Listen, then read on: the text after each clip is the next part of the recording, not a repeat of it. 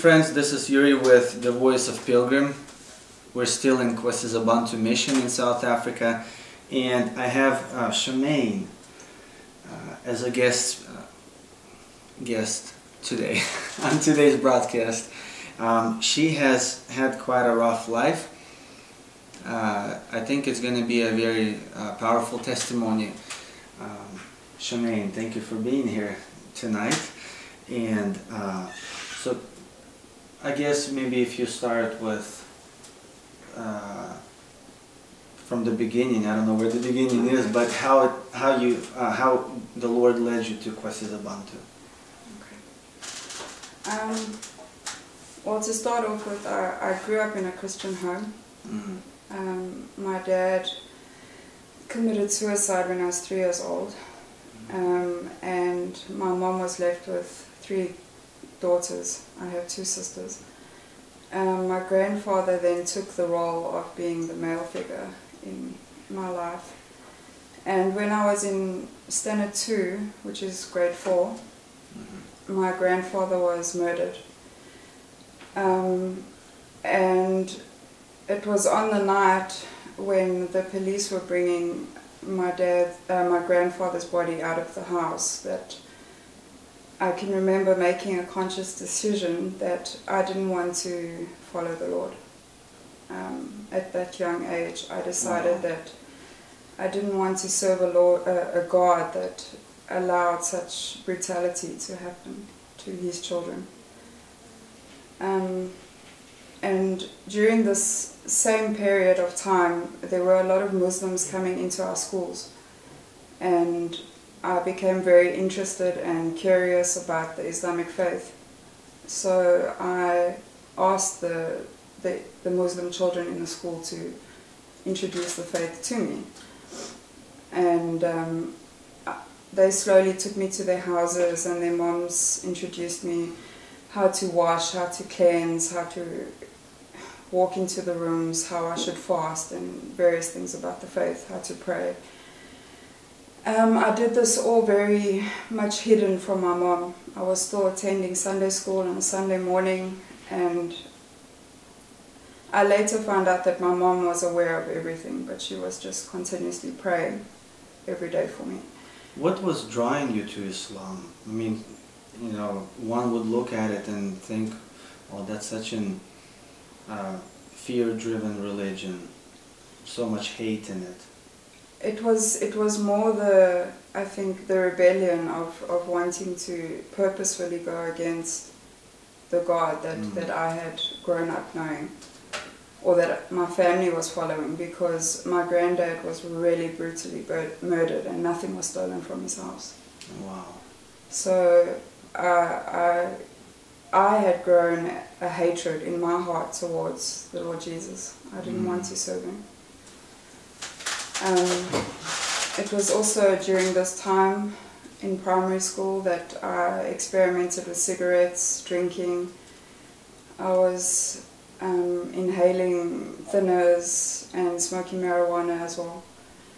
And in grade 7 is when I lost my purity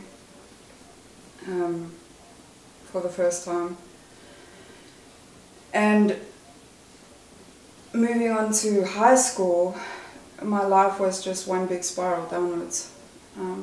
I was going to clubs, using club drugs, involved with gangsters in Eldorado Park. I felt safe and secure with the colored people.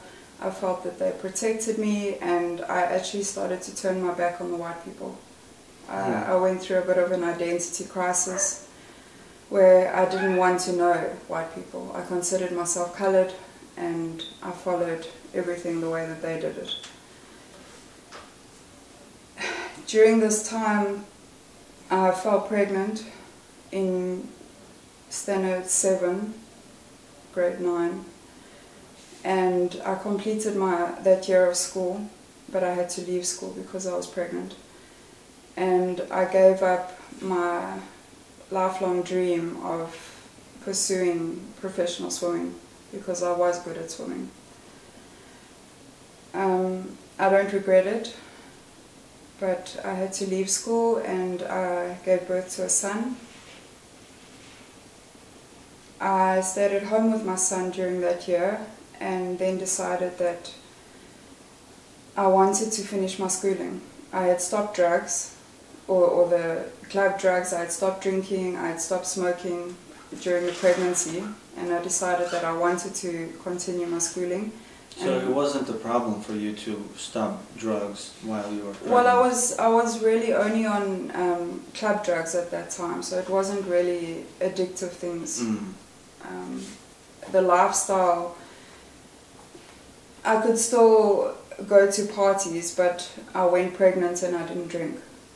So for me it was easy. It wasn't highly addictive drugs at that time. So it was fairly easy for me to stop. And because I considered the life that I was bringing into the world.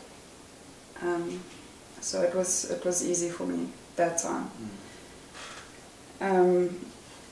So I completed my grade 12 in 1 year.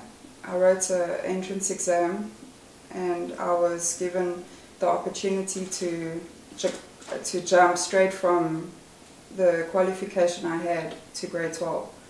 And I did my grade 12 in that 1 year. And it was the year after, when I started to study hairdressing, that my life took a big downward spiral again. I was introduced for the first time to heroin.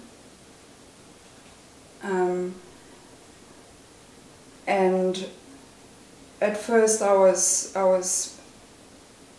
snorting it through my nose, and I didn't feel that it was really addictive at that time. I snorted it for about 2 months and I was still in control of everything that I was doing. But after that, after 2 months, somebody told me that if I injected it, the high would be better and it would be faster. So naturally I was curious and I said, yes, please, would you inject me?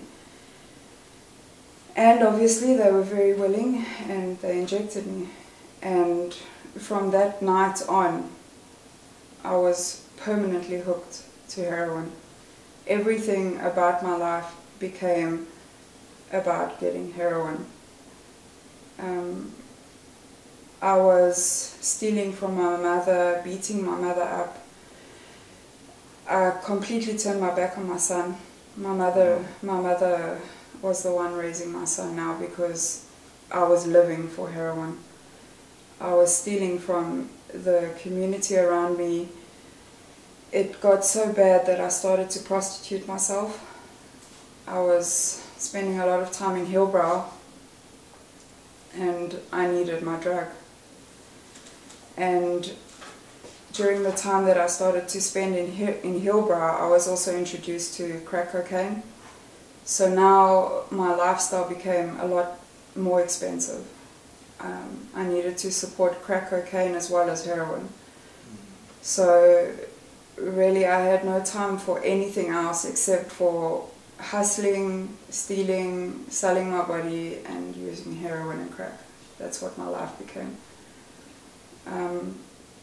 My mom really tried absolutely everything. She sent me to 32 different rehabilitation centers.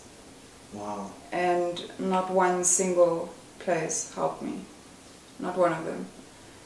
I would be in the center and a week or two afterwards I was back using crack, using heroin. It just didn't help me. So I went into a very deep depression during all of this time, and I was admitted into hospital for depression and put onto many psychiatric drugs at the time. And during my hospital stay they did a blood test, random blood test, which I didn't know they were doing, but they did it. And it was during this time that I found out I was HIV positive. And also, sorry, what I forgot to share is during my time with with the colored people and the gangs, the people that I felt protected by, I was gang raped. So I can't say whether I contracted HIV, which I that day discovered I had, from the rape or from my prostituting or the needles. I don't know where. So you were raped by the people who protected the you? people who I felt protected by. And you... And that's why I left the group. So, and I became a loner, basically, after that. I was really just by myself, wanting my drug. That's all I wanted. And when I found out that I was HIV positive, I almost gave up the world to want to live as well. Completely. Because I felt that there was no hope. That even if I did stop drugs, I was going to die anyway. And I would never get married, I would never have anything that life is supposed to, that I thought life was about. So I gave up. And I went back to my mom's house and I drank a lot of sleeping tablets. My mom found me, and by the grace of God, the paramedics and the hospital and everybody was able to bring me back to life. It wasn't long after that, I think it was a week or two after that, that I attempted to kill myself by hanging myself, because I thought, well, at least that way they can't resuscitate me. If I hang myself, then I'm gone. So I did. I climbed onto the roof of my aunt's house and I jumped off with the rope around my neck. And the next thing I remember is lying on the floor because my aunt had cut the rope. I don't know how my neck didn't break or how I am still alive today. But I can remember my aunt's face. She was just crying and she said, "Charmaine, we can't carry on like this anymore." So I told my aunt that I do want to come right, but I don't know how. I don't know what to do. So they sent me to a center in New Hanover. It was a Christian facility, but I broke the rules by smoking cigarettes, so I was kicked out from their facility and sent to a facility in Assagai. And it was while I was there that I met the man who is now my husband. He's also a recovering addict. And the woman that is in this facility picked up that there was something between my husband and I. And she asked us if we were serious about this. And my husband, at that time wasn't my husband, Paul, said to her, "Yes, he is. He's serious about me. And he would like to get married." We had only known each other for roughly a month. Mm. So she said, "Well, if you're serious about each other, I'm going to separate you completely and then we'll see." So she sent me down to a completely different area and kept my husband there. And we had no contact with each other up until the time that he proposed to me, which was a month later, and 3 months later we got married. We were both clean at the time, off drugs, but we were smoking cigarettes and not really following the Lord. We were almost Christians, but with our standards. We would go to church when we felt like it and read the Bible when we felt like it. and I fell pregnant during this time, and I gave birth to a little girl. And while I was in hospital, my husband relapsed with crack cocaine. He went out to celebrate, and his celebrating didn't end with just a healthy celebration. He sold my motorbike and everything while I was in hospital. But I'm thankful that he was able to put himself right when I came home out of hospital. We then decided to move to Johannesburg because my son was in Joburg and he wanted to become more part of Miguel's life. So while we were in Joburg, everything just spiraled out of control again. My husband relapsed, and it wasn't long, and I pursued using drugs as well, and I introduced him to the needle. So we were both mainlining heroin now with this little girl. Wow.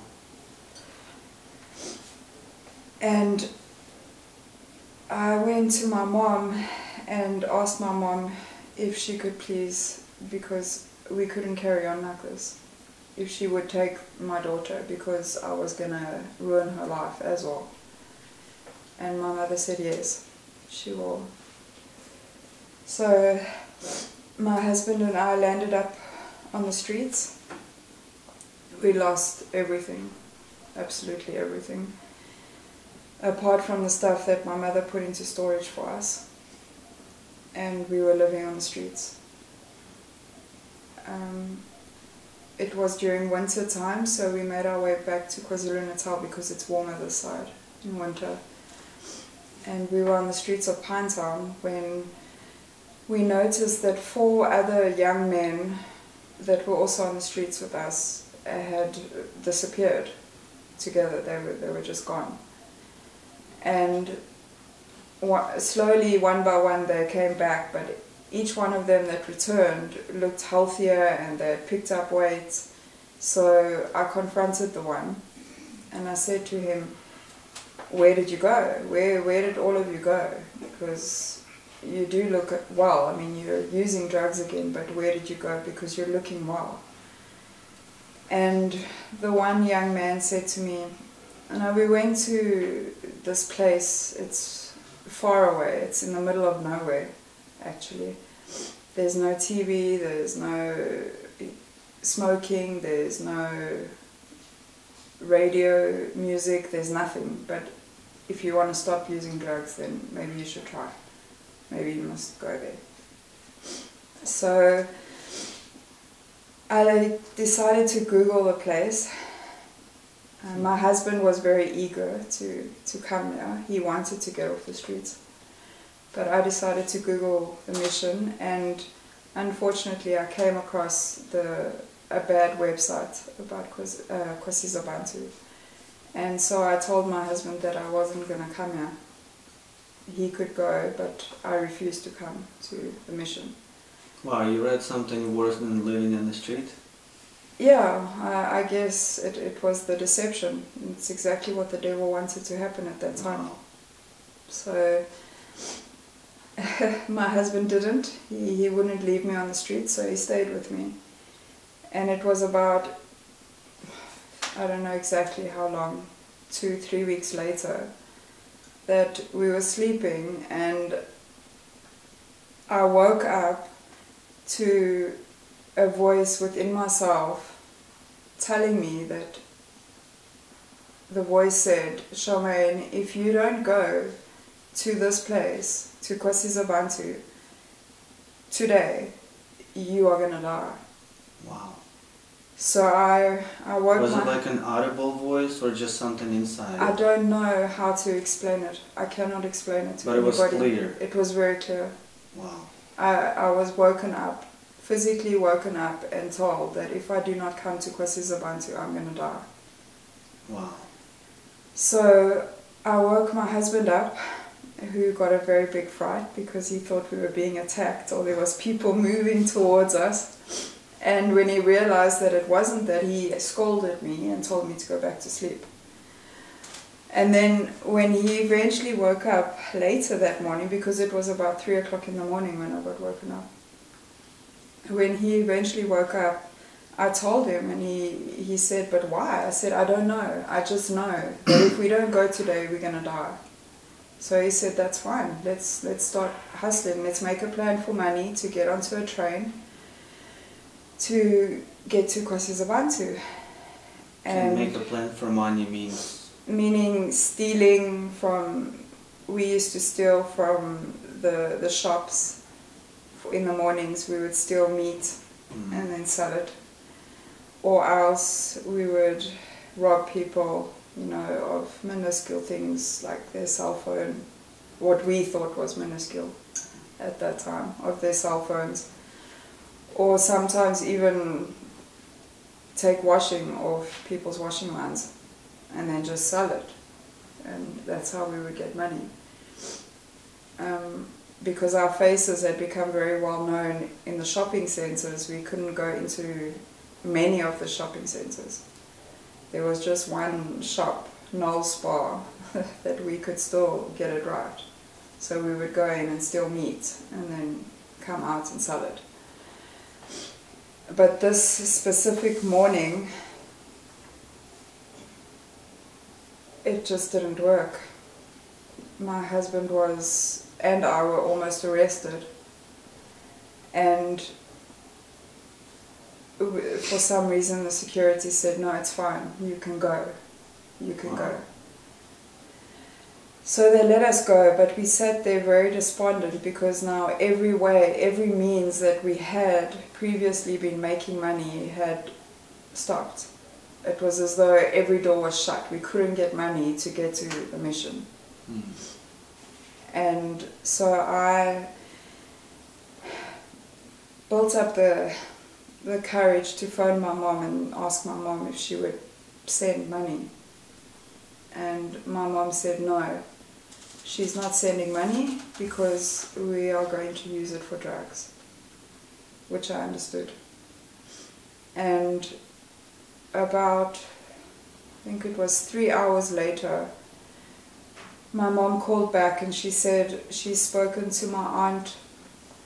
They've prayed about it and they feel that it's the right thing for them to send the money. I must tell them how much money we want, the exact amount of money, how much the train is going to cost, how much the taxi is going to cost, and they'll send that exact money, nothing more, nothing less. So I said thank you, and my mom sent the money. And the very next that evening, my husband and I broke our needles and we threw away everything, all our paraphernalia that we had, because we had made up our minds that the next day we are coming up to the mission. And so we woke up the following morning withdrawing. We were going through heavy withdrawals and we had no needles. But you knew to break the needles because you knew you would be withdrawing. Yes. So we got onto the first train from Pinetown to Stanger and caught a taxi from Stanger. But I must tell you that the wait in Stanger, it took 4 hours, it wasn't 4 hours, it was about 3.5 hours, which is completely abnormal for a taxi to take that long to fill. But it took that long for our taxi to fill, to come to the mission. Wow. And during this time, I was approached and my husband was approached by many people asking us if we were okay. They could see we were sick. Would we like sugars? This side it's sugars, and which is the lower grade heroin. And so we had to make a decision. We only had the exact amount of money to pay for taxi fare to get to the mission. But I'm very thankful we stood firm that we wanted to come to the mission. So we left with the taxi and we came to the mission, and it was a very difficult walk down the road to the gates. I remember I didn't have glasses and withdrawing from heroin, and I looked to the right and I just saw what looked to me at that stage like a very huge graveyard. And I said to Paul, I'm sorry Paul, I cannot go into this place. They are going to kill us. Can you see how many people they've killed already? There's a huge graveyard here. And he laughed and he said, yeah, well, at least they will bury us. It's better than us dying outside on the streets in the gutter. So, needless to say, we came into the mission and we were told we had 2 weeks, and that's all that we were given. 2 weeks, not 3? 2 weeks. No. We were told 2 weeks because I think we were a couple and we came through the main reception. And so they said to us, you have 2 weeks and thereafter you have to leave. So... You stopped thinking they're going to kill you? No, well, at that very moment I was more concerned about how I was going to sort my life out in 2 weeks, because I knew what a mess I was. And I told Paul, well, is it even worthwhile staying here? I mean, if we have to leave after 2 weeks, there's no point. There really is no point. Where are we going to go? Back to the streets, back to drugs, back to heroin? What's the point? Let's just go now. And I even said that to him in reception, and he said, no, well, let's just see, let's give it time. And we were shown to our rondavel, and the very next morning, very early, it was raining. I remember when we arrived, it rained for 3 weeks non-stop when we arrived at the mission. So it was cold, it was wet, and we were withdrawing terribly from the heroin. But we made our way up to reception and we asked for counselors. And we were given Auntie Edith and Uncle Joe, who is also a married couple. How long ago was that? In August, it will be 4 years that we've been at the mission. Wow. So, yeah, then we started to counsel, and at first I was a little bit reluctant. Actually, I was very reluctant about when I found out that I had to confess my sins, or that they wanted me to confess sins from long ago openly to somebody.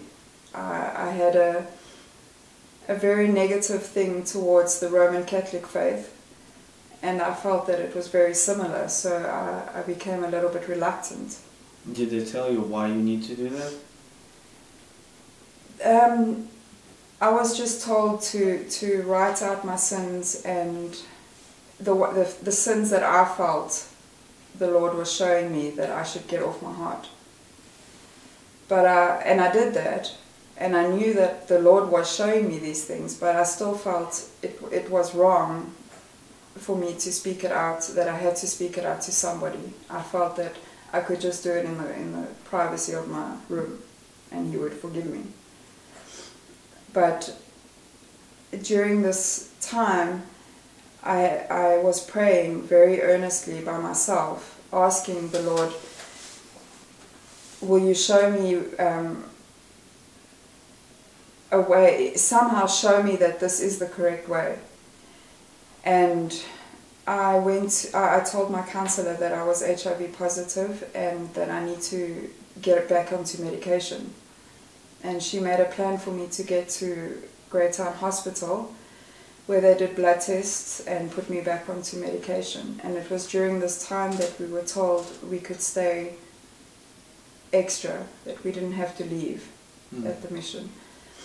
And when I went back to the hospital to receive my results, the nurse, I don't think that these are the correct results. And she left and went and double checked. And she came back and she said, no, these results are correct. And she said, I don't understand this, but your viral load for the virus is very low. And your CD4 count is even higher than that of a healthier person. So in that moment, it became real to me that this was what I was praying for. That the Lord showed me that by cleaning my heart, He was healing me physically at the same time. So now those results, what do they mean in plain terms?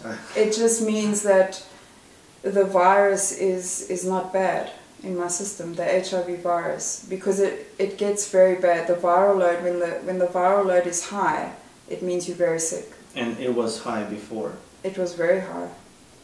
It was very high, and my CD4 count was about 200, 250, but now it was higher than 600. It was of a normal, and I hadn't been on medication. Wow. So the only thing I had been doing is confessing my sins and living the way that I was being shown to live. Yeah. So that was my answer, that this way that I'm being shown to live is the correct way, that I should be living. That was a confirmation. Yes. Wow. So we also, during this time, Paul was given the opportunity, my husband was given the opportunity to start working at Akwele, and he is now working at Akwele. Oh yeah. And studying, which has been his lifelong dream, to study in the mechanical field. And I am now helping at Domino Ceviche at the school, and also studying, which was also a dream of mine, to study teaching. Wow. And we also have been blessed with another little girl. She's 2 years old now. Oh, congratulations. Thank you. And I must say that all of my children are negative of the virus. And when I was pregnant with Daniela, they told me that the virus is no longer detectable, that they couldn't detect it in my system. Meaning you're healthy? Yeah. Wow. So... Now, how long did it take, when you came to the mission, how long did it take you, or what did the process look like? You finally decided or submitted that yes, I will confess my sins in front of another person or my counselor. How long did it take you to make that decision? That it was the correct way? Yeah. It was during the just after the second week that I went to the hospital, but I had already felt a nudge. I don't know how to explain it, but I had felt that I need to write down my sins. And I knew it was from the Lord, but there was also, you could almost say, opposition telling me that it wasn't the right way. So, I mean, I would be sitting in a service and I would remember something, so I would write it down.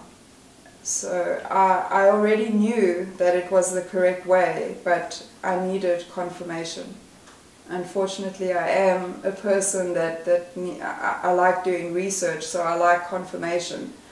And I needed confirmation. That's why I was praying to the Lord to show me that this is the right way. Wow. So I would say it was after the second 2.5 weeks that I got my confirmation at the hospital. Okay, and after you arrived here at the mission, how long before you realized that, okay, now I'm free from my sins, I'm free from my addiction? When did the realization come to you? I got to a point, it was about a month into being at the mission, where I found myself facing a sin that I felt I couldn't speak about. I was too ashamed to bring it into the light. It was really too bad for me. And I fought with it for a very long time. Till eventually I approached Uncle Friedel and I said to him, I have this sin that I cannot speak about. I just cannot talk about it because if I speak about it, I fear I'm going to be judged by humans. And he just smiled and said, you speaking it to the Lord, I'm just here to be another person to pray with you about it. That's all it is, that we are two people praying before the Lord, and the Lord is who you are confessing your sin to, not to me. And so I just closed my eyes and I confessed the sin, and we prayed and we walked out, and I was walking with another lady from the mission, and we got to the tunnel which is there near to the auditorium. Mm-hmm. And I physically felt, it was a physical feeling where I felt something crack and break off my face. And I looked at the lady that was walking with me, and she looked at me and she said, Charmaine, you're smiling. And I just started crying, but joyful tears, and I said, oh no, I can smile, I'm happy. Wow. And I said to her, I know that I'm free now. Wow. I'm free from bondage. I'm free. I felt it leave me. Wow. And from that time on, yes, there have been difficult times, but that was my moment of realization that I am free. And I haven't looked back. I do not crave the drug. I've gone into the areas where I used to prostitute myself even, to help the ladies that are still in that life. And I don't crave the drug. I don't long for the lifestyle. I actually just feel for the ladies that are still stuck in that lifestyle. Do you have negative emotions towards that lifestyle or towards those drugs or sin? I wouldn't say it's negative emotions. I feel sad when I think about it. I do get upset when I think about the people that are supplying the substances, because they themselves don't like the drugs, they won't use them. Mm-hmm. But when I think about the substances or that lifestyle, I get sad. Now you mentioned times were tough after you felt free. If it's not something personal, what did you mean by that? It got tough at times.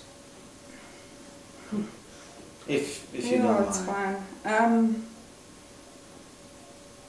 You know, when I wasn't raised this way, I was raised in a Christian home, but it's still different to this way.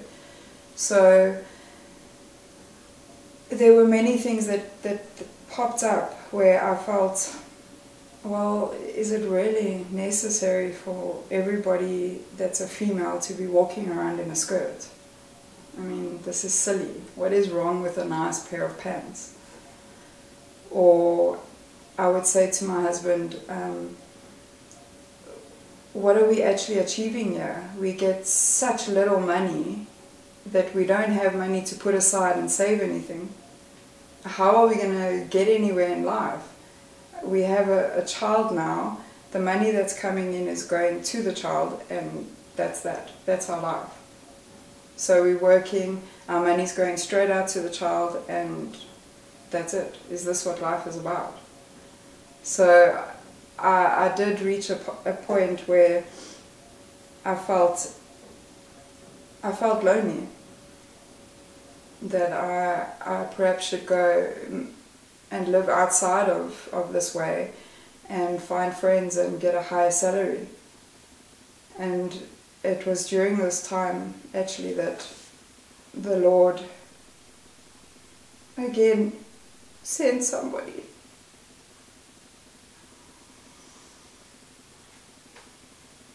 Because I asked the Lord, I said to the Lord, if this is where you want me to be, you need to show me that this is where you want me to be, and I need somebody to come and become part of my life. I need a friend. And somebody knocked on our door that evening, and they brought a meal that they had prepared here. And it was a colleague of mine that I work with at the school, who I had spoken to before, but we had never really had any deep conversation. But I knew that she had been sent there by the Lord. And a few weeks later, she contacted me and she said to me, would you like to go to Belito with me? And a week later, she asked again, would you like to go to Belito with me? And a week later, and I said to my husband, this is what I was praying for. I was praying for a friend, and the Lord gave me a friend. Wow. So I know this is where we are meant to be. So that's why I say there are ups and downs, but it's things that have built me, because it's helped me to pray. And the Lord has answered those prayers, so I know this is the way that the Lord wants me to live. Wow. Shemaine, thank you so much. I see it was not easy to share a testimony like this. Thank you so much for sharing. It's a pleasure. I think it's going to go a long way with a lot of people. It's a pleasure. Thank you.